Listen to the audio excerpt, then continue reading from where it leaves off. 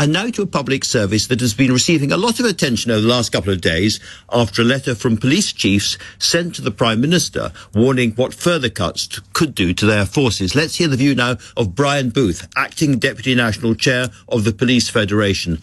Brian, we've heard this reported letter of warning from police chiefs around the country to Keir Starmer. Is this shroud waving, or is there genuine fear inside the police service that without more money there are going to be crimes that are committed, frankly, with no comeback in the future around the country? It's absolutely correct, Andrew, and it's a long time coming as this. The police chiefs are finally stepping up and waving the flag of danger here. It may sound alarmist, but it's something the Police Federation have been talking about a long time around the lack of investment within policing.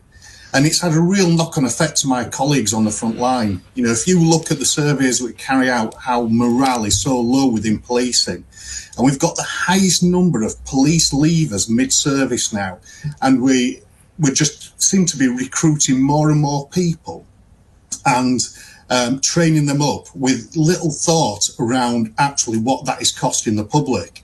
So it's costing the public in service, but it's also costing the public financially.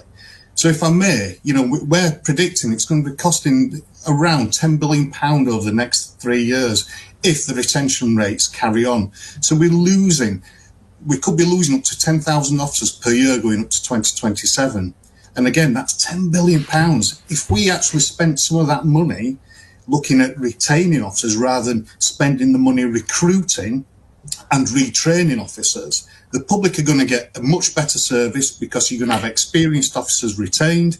There's going to be less officers who are in training schools, and you're going to have a happier workforce. And we all know a happier workforce is a more productive workforce.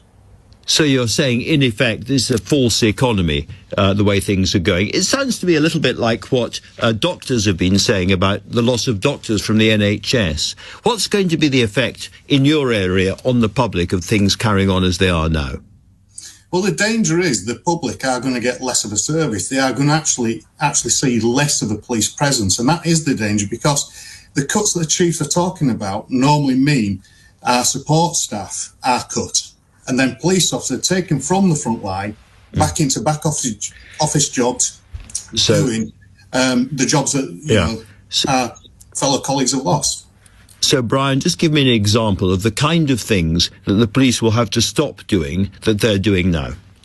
And this is the key. This is what we needed, the education. If the case of there is no more money going into policing, then we need to educate the public on what we are going to stop doing, because all I can see is month after month an increase. So if we look back, give me an example. Give me an example of what we're talking about. So last couple of weeks, we've said there's going to be more prisoners released into the public to be managed by the probation service, and there'll be some investment into the probation service. But let's be clear, not all them prisoners are going to be good law-abiding people, and they are going to take extra policing, and that is additional work to officers. So when we talk about making a quick delivery of something, sometimes the costings aren't put behind that. And I think that has been highlighted by the police chiefs also, that it's a poorly thought out delivery. All right, Brian, thank you very much indeed for talking to LBC tonight. It's really appreciated.